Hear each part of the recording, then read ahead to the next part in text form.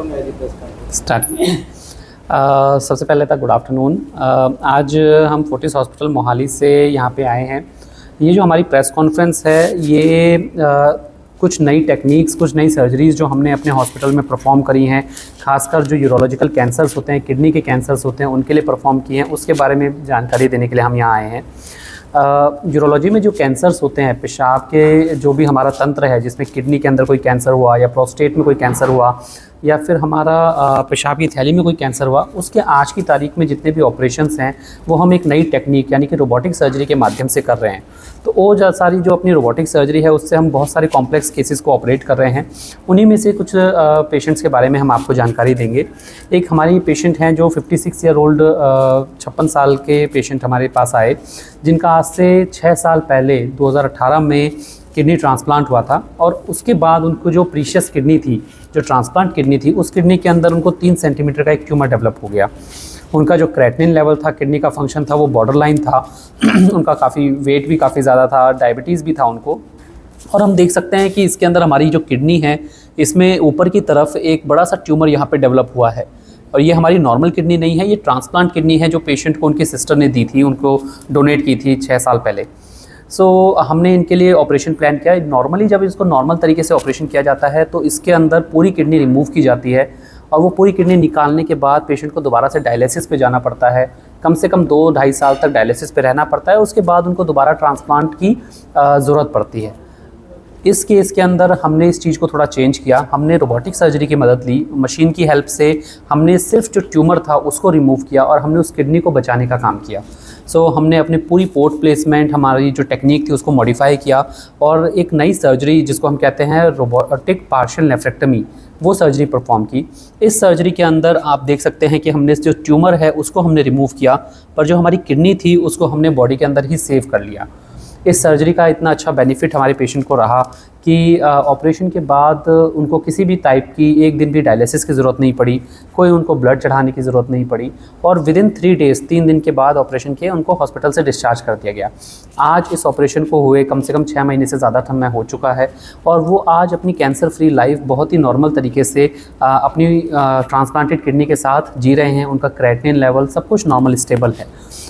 ये एक ऐसी टेक्निक है जिसके माध्यम से हम ये मेजर कॉम्प्लेक्स ऑपरेशन जो है वो कर पाए। अगर रोबोटिक मशीन की हमारे पास मदद नहीं होती तो शायद हमें ये किडनी पूरी रिमूव करनी पड़ती और वो हमें आगे चल के ज़्यादा कॉम्प्लिकेशंस दे सकती थी। सिमिलरली एक और पेशेंट के बारे में हम बात करेंगे। 62 वर्षीय एक पुरुष हमारे पास आए। उनके यूरिन में काफ़ी ब्लड आ रहा था और जब हमने उनका स्कैन किया तो पता लगा कि उनकी किडनी में एक 14 सेंटीमीटर का बड़ा सा ट्यूमर डेवलप हो गया है। ना सिर्फ ये, बल्कि जो ट्यूमर था वो वहाँ से निकल के, किडनी से निकल के खून की बड़ी नस को भी इन्वॉल्व कर रहा था और धीरे धीरे वो हार्ट की तरफ जा रहा था। जब इस टाइप के केसेस होते हैं तो उसमें ओपन सर्जरी के माध्यम से ये पूरी किडनी निकाली जाती है और ट्यूमर का जो थ्रोम्बस है उसको भी निकाला जाता है। ओपन सर्जरी में इस ऑपरेशन में ब्लीडिंग के चांसेस बहुत ज़्यादा होते हैं, तो हमने इस ऑपरेशन को भी रोबोटिक सर्जरी के माध्यम से करना चाहा और हमने पूरे किडनी के साथ साथ पूरी जो खून की बड़ी नस है जो सीधे हार्ट तक जाती है, दिल तक जाती है, उसको हमने पूरा डाइसेक्ट किया। उसको हमने 3 जगह पे उसका कंट्रोल लिया, उसको ब्लॉक किया और उसके बाद हमने उस बड़ी नस को ओपन करके उसमें से ट्यूमर रिमूव किया और उस बड़ी नस को हमने रोबोटिक सर्जरी के माध्यम से, मशीन की हेल्प से ही रिपेयर किया और उसको कम्प्लीटली पूरा ऑपरेशन जो है वो मशीन की हेल्प से कंप्लीट किया। इस ऑपरेशन में जहां हम ओपन सर्जरी में कहते हैं लगभग 800 ml से 1 लीटर के आसपास ब्लड लॉस होता है, रोबोटिक माध्यम से जब ये ऑपरेशन हुआ तो इसमें हमें मुश्किल से 200 ml ब्लड लॉस हुआ। पेशेंट को हमें कोई भी ब्लड चढ़ाने की ज़रूरत नहीं पड़ी, कोई उनको डायलिसिस की ज़रूरत नहीं पड़ी और अगेन उनको भी हमने ऑपरेशन के तीसरे दिन हॉस्पिटल से डिस्चार्ज कर दिया। आज ये पेशेंट भी अपनी नॉर्मल लाइफ जो है वो कैंसर फ्री लाइफ अपनी जी रहे हैं और कम्प्लीटली इन सारी टेक्निक्स का बेनिफिट जो है वो उठा रहे हैं। At the end of the day मैं यही कहूँगा कि रोबोटिक सर्जरी एक नई टेक्निक है, एक नया माध्यम है जिसके मदद से यूरोलॉजिकल कैंसर्स जो हैं, चाहे वो किडनी कैंसर हो, प्रोस्टेट कैंसर हो, पेशाब की थैली के कैंसर हो, उन सभी ऑपरेशंस को बहुत ही अच्छे तरीके से बिना शरीर को ज़्यादा नुकसान पहुँचाए किया जा सकता है और उससे हमारे जो कैंसर सर्वाइवल और जो रिकवरी के टाइम हैं वो काफ़ी ज़्यादा बेटर हो जाते हैं। धन्यवाद। रोबोटिक सर्जरी की कॉस्ट जो है वो नॉर्मल सर्जरी के मुकाबले लगभग 1 से 1.5 लाख रुपए ज़्यादा है, क्योंकि डेफिनेटली मशीन अपने आप में कुछ उसकी कॉस्ट एक्स्ट्रा आती है। बट जहाँ पे हम बात करते हैं ओपन सर्जरी की, ओपन सर्जरी में काफ़ी पेशेंट्स ऐसे होते हैं जिनको ऑपरेशन के बाद 7-8 दिन या कई बार 10 दिन भी हॉस्पिटल में रुकना पड़ता है। वहीं पे इस ऑपरेशन के बाद आपका हॉस्पिटल स्टे 2 दिन या 3 दिन का रहता है। सो जब हम हॉस्पिटल में से जल्दी डिस्चार्ज होते हैं तो जो 6-7 दिन का हमारा स्टे है उसका कॉस्ट कम हो जाता है। तो जो रोबोटिक की कॉस्ट एक्स्ट्रा लगती है, काफ़ी कॉस्ट जो है वो उसमें स्टे कम लगने से, दवाइयाँ कम यूज़ होने से वो कवर अप हो जाती है।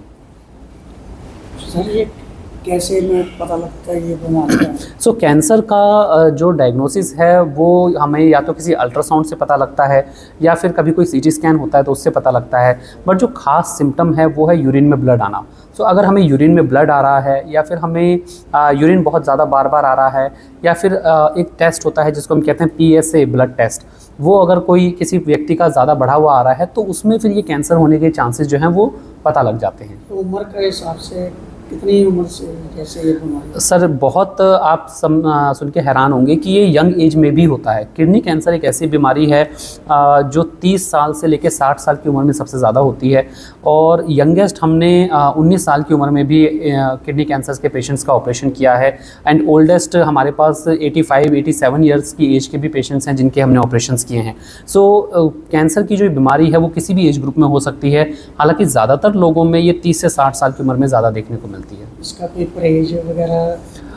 बहुत सारे किडनी कैंसर्स का जो मेन रीज़न है वो होता है या तो हमारा बीपी बहुत ज़्यादा अनकंट्रोल्ड हो, या किसी व्यक्ति का बॉडी वेट वज़न बहुत ज़्यादा हो, उसकी वजह से भी होता है, या फिर किसी के घर परिवार में किसी को कैंसर रहा हो तो उनको भी अपने बीच बीच में अल्ट्रासाउंड या टेस्ट कराते रहना चाहिए, ताकि अगर कोई बीमारी डेवलप हो रही हो तो वो इतनी एडवांस ना हो, हमें अर्ली स्टेज पे सही टाइम पे पता लग जाए।